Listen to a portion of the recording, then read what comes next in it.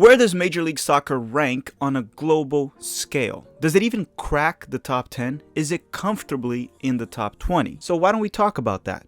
Hi, you're here on Filippo, and welcome to Tactical Manager TV, and welcome to a debate episode. Since Major League Soccer returns this month, we decided to do a 2-episode MLS mini-series here at the channel this week. Because, you know, I am a MLS hater, I want the league to fail, and I'm giving it free publicity for absolutely no reason. I am pretty much a freaking idiot for doing this. If that narrative was true.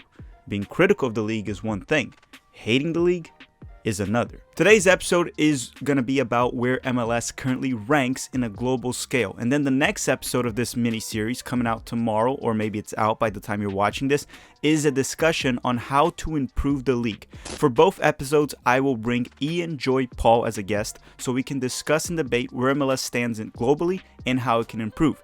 Ian is a former professional soccer player, Scottish American, who then moved on to work with media. He was the voice of New York City FC in MLS, but no longer works there, and now he works with CBS headquarters covering the Champions League, the Scottish League, and much more. Now, before we start, drop a comment down below. Where do you think MLS ranks globally? If you want to wait and watch the video, maybe it'll open your perspective or not. Nevertheless, drop a comment, smash the like if you enjoyed this type of content. I won't be asking during the video, but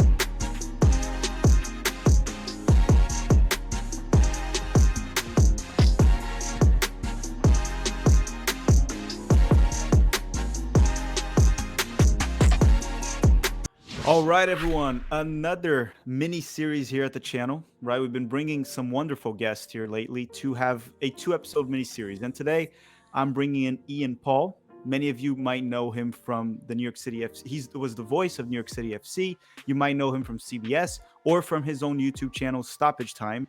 Ian, thank you very much for coming along. It's my pleasure to be here. And by the way, my mother calls me Ian Paul. She's the only one that calls me Ian Paul. My name is Ian Joy, but Ian Paul is when my mother's angry at me. So she's like, Ian Paul, will you sit down, put your jacket on, Ian Paul? Listen, it's an honor to be on your channel. I know you've got loyal listeners, but I also want to mention how great a job you are doing and how important the job you are doing for US soccer and for US soccer fans out there. It's so important that we have different voices, and your voice is certainly well heard by many people inside and outside of soccer, and you're doing great work, so keep it up. Disliked by a few, but okay. You gotta have haters. I mean, it's not even haters. If you don't have people that disagree with you, there's something wrong. We have to disagree and agree. And I'm sure we might agree and disagree here in this episode and in segment 2.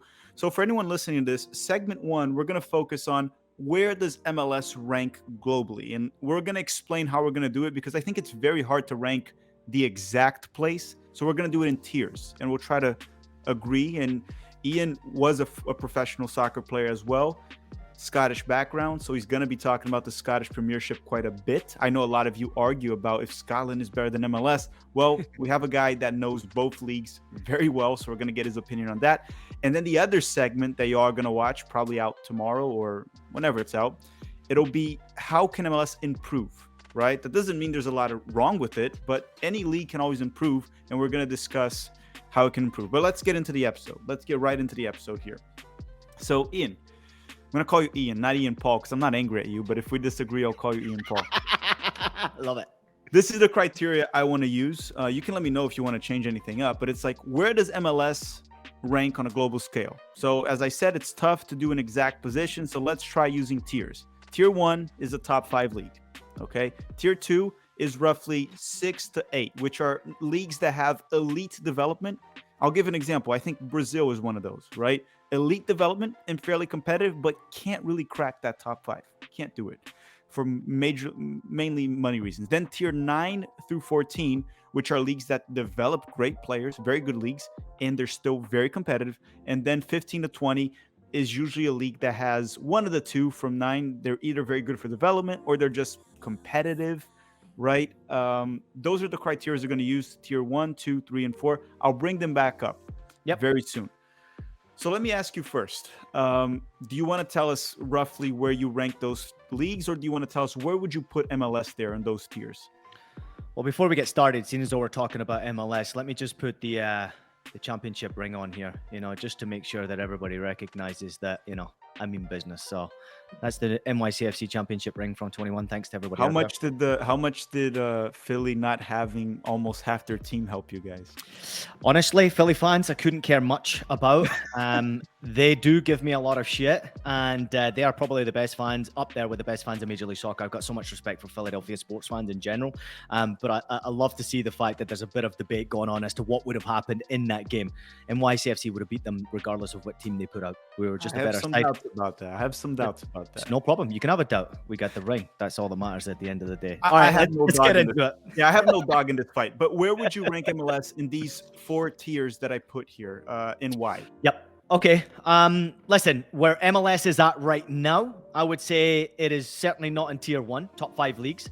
That is work to do, work to improve. Obviously, on and off the pitch, I think you have to recognize that the top 5 leagues in the world, top 5 leagues, most definitely in Europe, it's very difficult to crack that business-wise, but also the talent, the youth structure, the transfers, the business infrastructure behind everything. But I would say that you're pretty much putting MLS in tier 2. Now, tier 3 could be a possibility, but tier 2 is where I would say that you have elite development, which is what you've put in there, which is on and off the pitch, elite development. It's a great word and it's a great phrase to use because hard work has been put in to grow a league. Hard work has been put in to grow in what they say over here in Major League Soccer, a brand. Hard work has been put in as to what we would recognize, obviously, in Brazil, as you mentioned, but also in the European leagues with their football clubs. MLS has done an amazing job to get this type of marketing the way they have done. Yeah, MLS has been talked about all across the world now. MLS has been watched all across the world. And now it's not just being watched by fans. It's been watched by businesses. It's been watched by players. Now, to grow the league even more so, you obviously have to have bigger names, bigger stars, and more money to be able to pay for these stars. But to get to that point and to reach the top 5 status, you're going to need those superstars to join your league rather than jumping into a Champions League team or going to a top 5 European League team or going to a South American team that is competing all across World Cup championships and things like that. You're going to have to offer a big, big deal. And it's not just about what happens on the pitch. So I would put them in tier 2 right now. I'm really impressed with what MLS has done.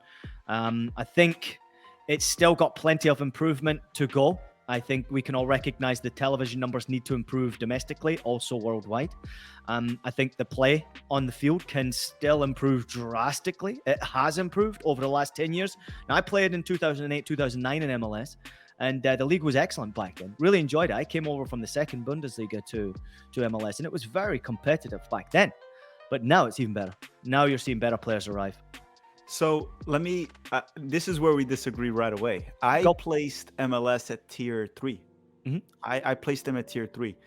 I think there's still some question marks from my end, at least, of how it's competitive, right? When I put extremely competitive, it's very hard to even determine competitiveness because when you compare MLS to, for example, the Portuguese league, right? Mm-hmm. You get the top 3 or 4, they would probably smack most MLS teams. And then after that, MLS has the parity and much more balanced league where most teams would do better than a lot of the Portuguese teams, right? But then those top 4 heavy, and that's what happens very often in leagues that don't have the structure MLS has. The structure changes it a lot. And we're going to talk about that in the other segment, if that structure helps or hurts, or how it should adapt maybe. Because I think a lot of it was used by MLS to grow and it was good, but MLS has outgrown some of the restrictions that it has. But I placed them on tier 3. Mm-hmm. I don't think the development yet, and I think maybe I might have misled you on one thing. Development, I meant player development. Mm-hmm. Is that what you got out of it too? Yes. I mean, listen, elite development, if you recognize that you're starting to see players transfer from MLS out to other clubs around the world for millions, then you'd have to say it's getting closer to that elite development. Good development is where you produce good players and you give them a first team opportunity. Mm-hmm. Now you're talking about elite development where players can go on and have big careers playing for their national teams, competing at World Cups, which we have seen obviously just recently, but also be sold for millions and millions and millions of dollars. So that starts to touch upon the elite development stage as far as players go. Now, the youth development, the youth academies, there's a tremendous amount of money already invested in MLS, and we recognize around the world everybody's doing this. And I was in Germany when I first moved over there. It was early 2000. They had just missed out on the World Cup, and they had pumped in a ton of money into German development because they obviously wanted their German national team to be able to be competitive again, but also recognizing that young players needed to get given an opportunity in the first team to get experience, to then obviously grow and become Bundesliga superstars and world superstars, and therefore in the end of the day help the national team. So that's the way to do it. MLS is there, they've got the right idea, but they're still trying to just push it to the next level. They're close, and like I say, that's why I put them in tier 2, because they're close. They're not far away. So I have a question with that. So if you were, when you included them on tier 2, were you also including development from the academy up? Yes. Yeah. So that's where I don't think we're there yet with MLS, because when I look at first, I can use the U.S. men's national team as an example, right? Let's look at the starting 11. Let's go through that. Matt Turner, MLS, perfect, great goalkeeper. I know he's a backup at Arsenal, but he probably could start for weaker teams. Arsenal's leading the Premier League, right? Yep. Right back, Serginho Dest, not from MLS, not developed in MLS. And then let's go and say Tim Ream, MLS, right? And then you go Cameron Carter-Vickers, Scotland, but wasn't developed in Scotland, right? He was developed in England. Yes. And then you go left back, A-Rob, England, right? Not MLS. Tyler Adams, MLS. McKennie, MLS. Yunus Musa, not MLS. So we still have a lot of players. Our best players, a lot of them are still not Major League Soccer developed, which is our main academy. I know people could say USL. Christian Pulisic was developed in the United States, but I consider him almost an anomaly because he's not from the MLS structure, which is our strongest youth setup at the moment. What about Gio Reyna? Gio Reyna was mostly New York City FC. I know Gio Reyna is also possibly another one of those anomalies because growing up with Claudio, living in different countries, MLS, leaving to Dortmund. What was he, 16 when he went to Dortmund? Yes, very young, Very young. But yes, but MLS played most certainly a role on his development. Actually, New York City, I'm not just because you're here, but New York City has developed some great players. Joe Scally, right? Joe Scally's holding his own just fine in the Bundesliga. James Sands, that's been struggling in Rangers, but it was maybe a tough move. You look at other players, Tim Weah, not really developed in MLS, but then Brendan Aronson was. So I think we're not there yet in elite development. And even when you look at the exports, elite development, for example, in South America, I look at Brazil and Argentina. Those are elite developments. We can even argue about maybe MLS now being maybe more competitive than the Argentine league, maybe because Argentina's been going through a very tough time financially. And then if you take aside the big guys, Boca, Vélez, River Plate, maybe Argentina's not doing as well as they used to, but their development is as good as it's been, right? You don't have to develop Messi's. Those come once every 100 years, right? Yeah, of course. But I don't see us at that level of development of a Brazil and Argentina. I don't see us at the level of perhaps even the Dutch yet, right? And we saw that a little bit in the World Cup. A lot of players from the Dutch league, and all of them almost developed in the Dutch league. So I placed them on tier 3 because I think I get it. Let me ask you a question. What would it take for you to then recognize them as elite? Because you're saying they're close. You're pretty much saying, hey, they're not far away, but they're not there yet. So what would it take for you to say, hey, you know what? They are elite development here in Major League Soccer. Now you're starting to see players. Is it the names? Is it the brands? Is it the movements? Is it transfers? I think it's more players doing consistently well instead of flopping in big leagues. And don't get me wrong, there's a ton of Brazilians and Argentines that flop a lot. We just don't hear about it as much because then you see Vinicius, Neymar, well, not Messi, but Messi was in Barcelona already. But you see Julian Alvarez, and these guys are stepping up, and they're like, oh, no, there's a lot that flop. The thing with MLS right now is that maybe we're not sending enough, right? If we send more will work, some won't. Like we talked about, James Sands, not working out. Right now, he could come back. Tyler Adams, working out. Brendan Aronson, going through a rough patch in the Premier League, but still is in the Premier League, right? And still did well in Salzburg. McKennie. So I don't think there's enough. And another caliber that I want to go towards is another metric is when you look into Major League Soccer, it's a younger league. So I want to give it the benefit of the doubt, and I want to be consistent with this because I don't want to be unfair. MLS has only developed one world-class player in its history, and that's Alphonso Davies, in my opinion.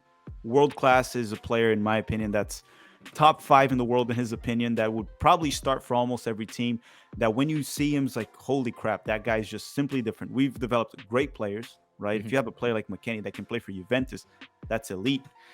And many others, but Alphonso Davies is the only world-class player I see. When you look in some elite developments, like again, using Brazil and Argentina as an example, because their league is not as good as the national team. All the big players are in Europe. You see them putting out world-class players with a larger frequency, right? Almost, is it too crazy to say one a year, one every 2 years, a world-class guy? I mean, world-class. I mean, it's a big word, world-class. I mean, even when you use it with Alphonso Davies, would I consider him a world-class player? He's absolute class, no doubt about it. But do I put him into, a stratosphere with a Messi and a Ronaldo? No. I mean, they're obviously on their own planet. Then you have by position. Sure. He's up there. He's up there. And you're absolutely right. He's probably on that next tier when it comes to quality and performance. Even though I felt like in the World Cup he was found out a little bit when he's playing with a weaker group of players. You get found out with your national team. Listen, I think the history part that you touched upon a moment ago was massive. And it is massive when it comes to Major League Soccer. It's still an incredibly young league. And decisions are still being made as to how they progress going forward. Not necessarily just to financially survive, financially to invest. It's also about how you financially give opportunity to younger players and try to keep them in this league to develop so that the league can become an elite league. That's the next question for me. Where does MLS go when you produce these superstar players? I've seen it already, as you've mentioned, some of the names that have come through NYCFC's academy system, which is already fantastic. And sure, they have a bit of an advantage because they have City Football Group behind them. So financially, you can invest in the kids. But there are some players right now, and I'm looking at some of the kids who many people don't even know about, that are in this academy system, and I'm thinking, oh my word, if they can keep a hold of these kids, this NYCFC team is going to be very happy. Financially, you're going to sell these players on. Professionally, you're going to have success with these players coming through the ranks. But the problem you've got is, how do you keep them here in Major League Soccer? That is the biggest problem right now, which keeps it from being a tier 1 team or league right now. You've got to be able to keep your superstars when you develop them, instead of having a Gio Reyna do well in your academy and then move over to Borussia Dortmund and obviously be a $50 or $60 million player. Christian Pulisic, obviously a great example, wants to go play in Europe. These players all want to go play in Europe. A lot of people do. But at some point, for MLS to jump into that top tier, you have to be able to convince these youngsters, Tack, to be able to stay in this league, develop in this league, play in this league, pay them properly in this league. And then when the time's right, let them do their moves. But how do you do that? I think that's a next step, right? First, you got to start releasing and developing these guys. You sell them, you make money, you reinvest. Eventually, when you have enough of an income or cash flow, you raise that cap, which that's for the other segment. I think that's more of ways the league should improve. But going back to that, so we talked about development. I don't think we're there yet. I think we're good in development now, because MLS in the past, it was almost like a joke in development. It was almost non-existent. It was almost like no one cared in the world. Now you do see clubs coming here and like, wait, Bundesliga, Premier League clubs looking into it and saying, wait, we can get a player here for much cheaper, by the way, than you can go get a Brazil. Because a Brazilian player, an Argentine player, well, Argentina less, but Brazil, if he's like sometimes mediocre prospects in Brazil, they'll have to pay 20 million for him. While in MLS, you can get possibly the best prospect in the league for 20 million. Sure, it's not as big of a proven market, but sometimes the risk is worth it. Now, in terms of level of the league, right? Because the way I see MLS is this. We talked about top-heavy, like Portugal, Benfica, Porto, Sporting, way above everyone else. And then Sporting Braga, still very competitive, but below those. And then after that, there's a big drop-off. MLS, that drop-off is not as big between the teams for many reasons. The league's structure, regulations, we're going to talk about the salary cap.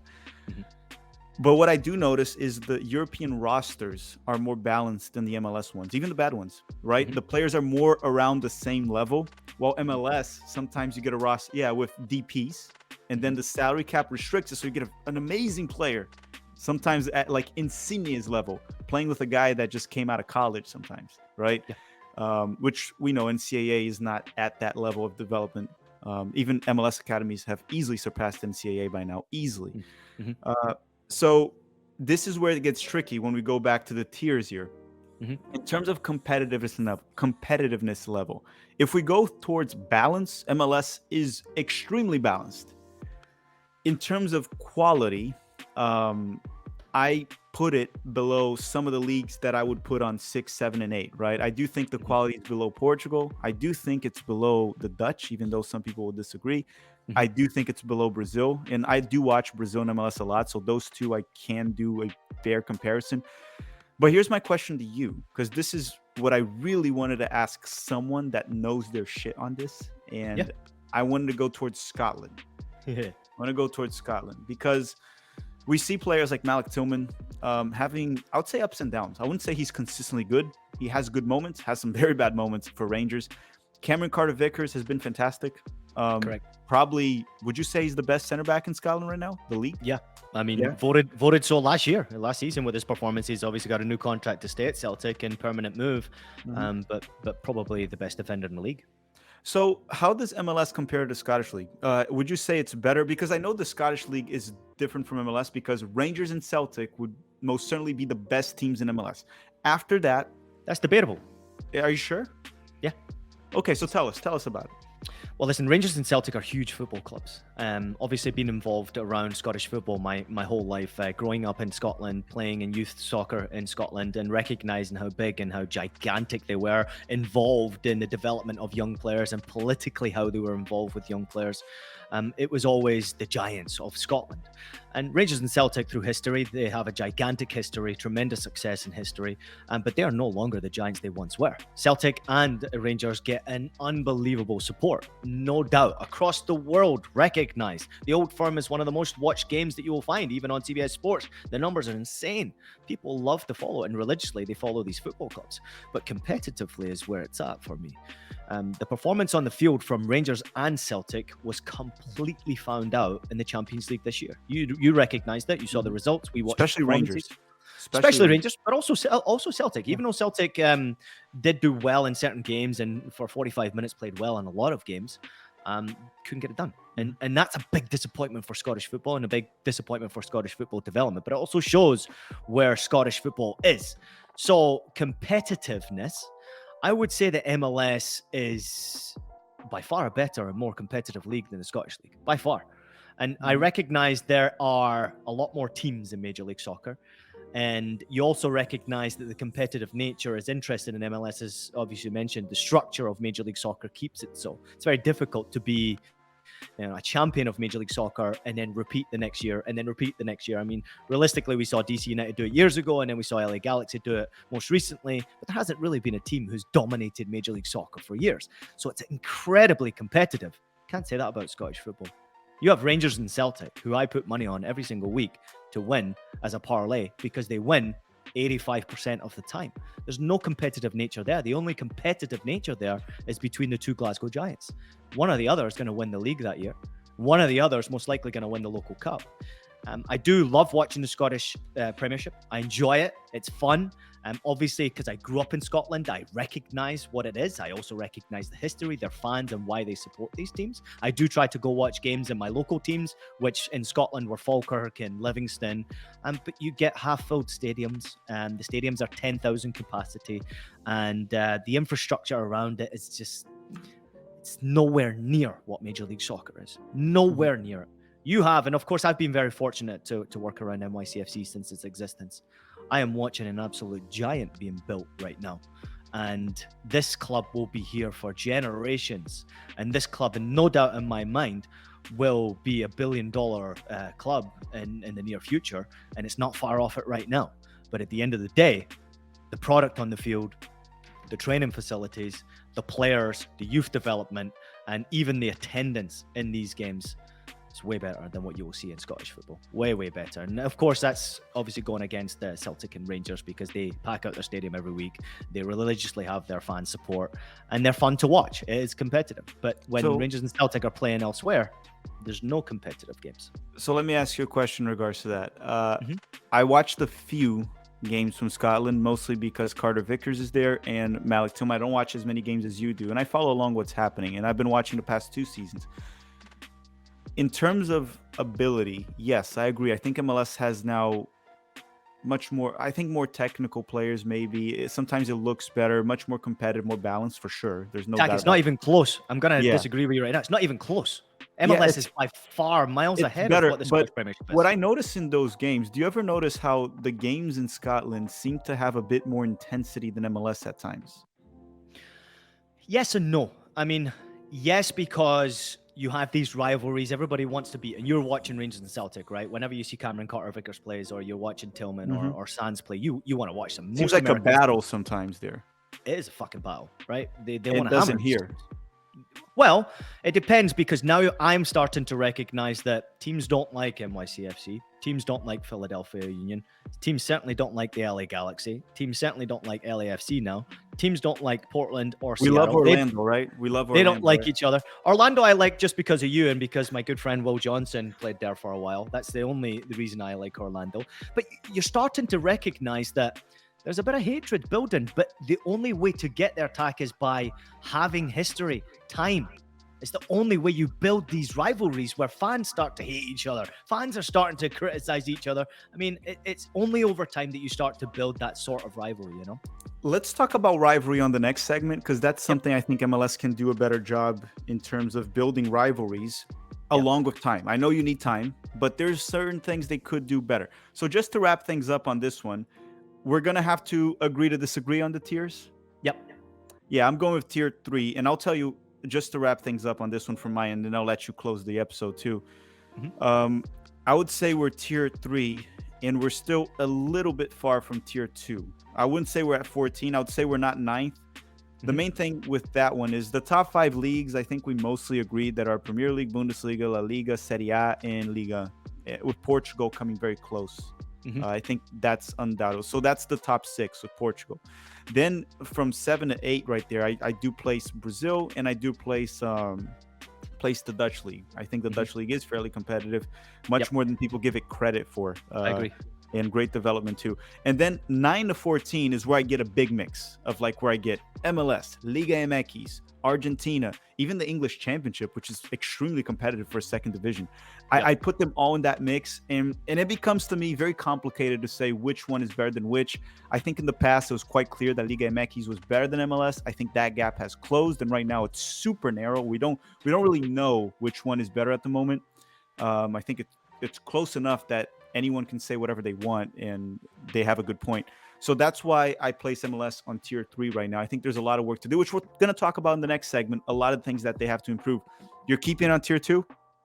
I'm going to stay there, and I'm intrigued to hear what the listeners think about this as well, where they would place it. I'm really interested because obviously the fans at the end of the day have a large voice as to what will happen with Major League Soccer as we go forward, especially in this country. So I'm really interested to hear what your listeners feel and think, and obviously I'll be following along very closely on social media as to what the reaction will be. But yeah, I'm sticking very, very strongly with it. I am really impressed with the product, and in many ways, I said this a lot of the time on the broadcast going to games last season, and I knew it would be my last season covering NYCFC. I couldn't wait to get to the stadium. I couldn't wait to get in the booth and call the games. I couldn't wait.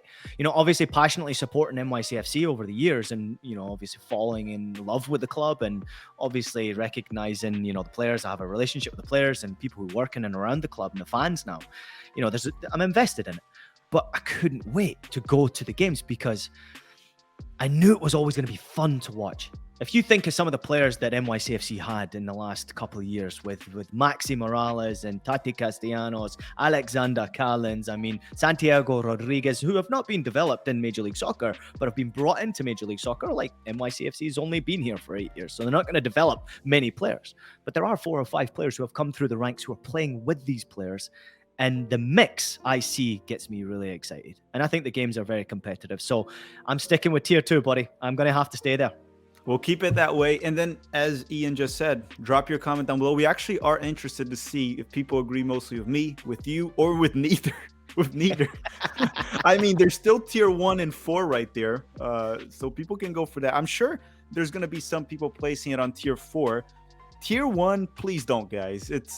That's too much. Tier 4 is also a bit too harsh, but tier 1, don't. Thank you very much for watching, everyone. Have a great day. Bye-bye. Drop a like before you go, and check out Ian's channel as well. Link is on the description.